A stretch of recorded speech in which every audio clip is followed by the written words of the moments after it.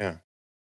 And man, if you had this same exact match that's in the same order that guys are doing it right now, there'd be podcasts right now talking, I can't believe they did that bulldog and 2.5 minutes into the match. These kids don't know psychology. Yeah. Nobody would say that, would they? Oh my God. We got so many bookers online. Holy shit. Absolutely.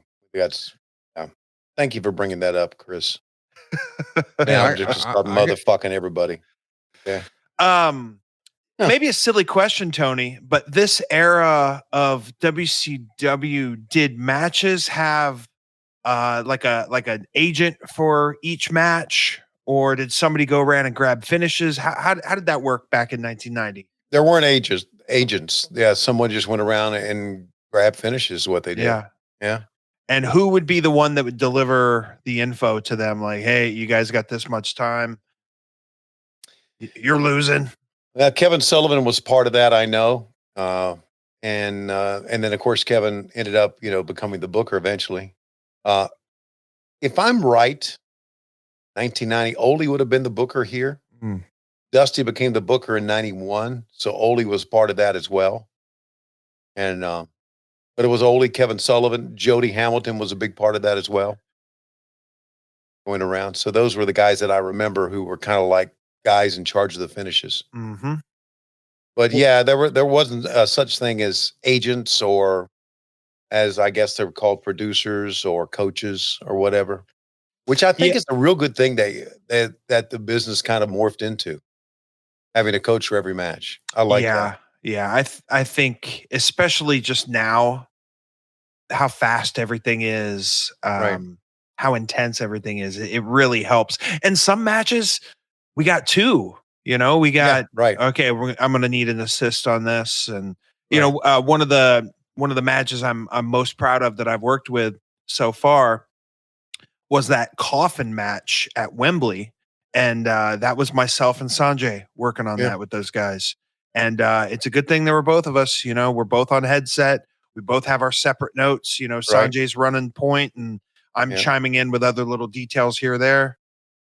Yeah, that's great. The communication channels that we've established now, it all really works well, and I'm very happy for that.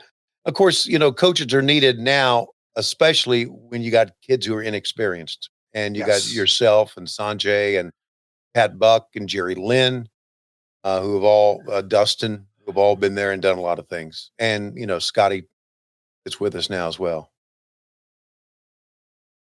So, and I know I'm going to miss somebody.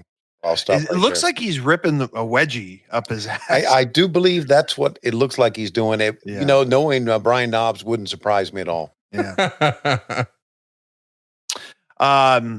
Funny Brian, and he's trying to feed Sags is like, all right, shit. Yeah. I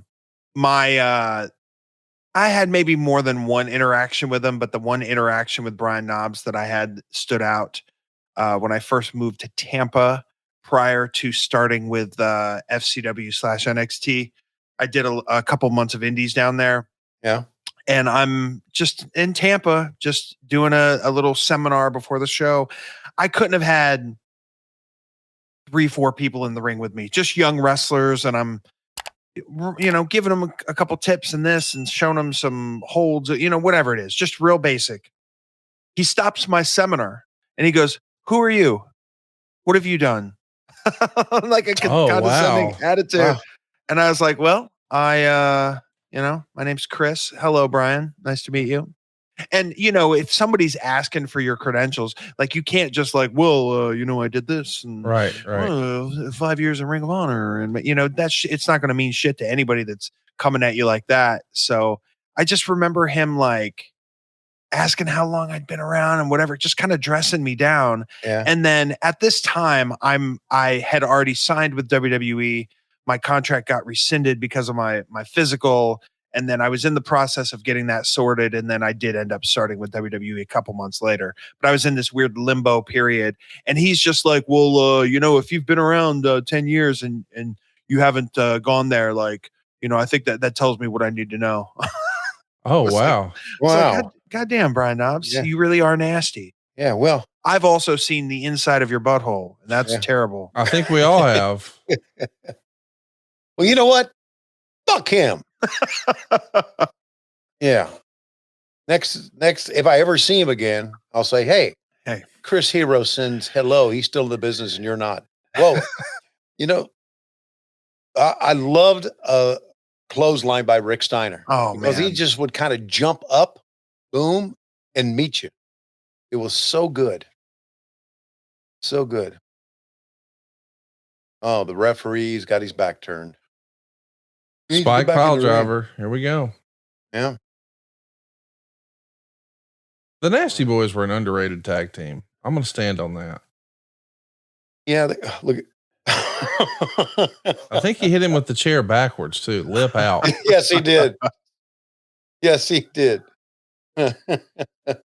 Rick Steiner with wielding the chair. Yeah. Everybody freaking run.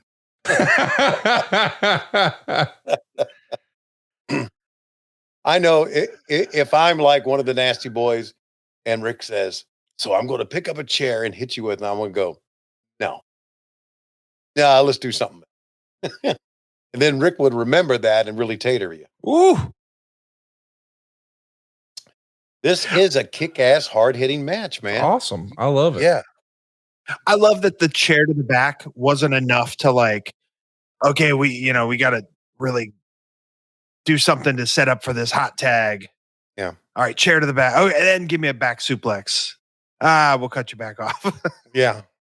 Just they're my favorite hold. Rick and Scott are a great example aesthetically of a team that they're a team, but they're wearing different shit. Yes. Great call. It's the same. It's like the same kind of singlet, but like you've got one with crazy colors. You got one with solid colors.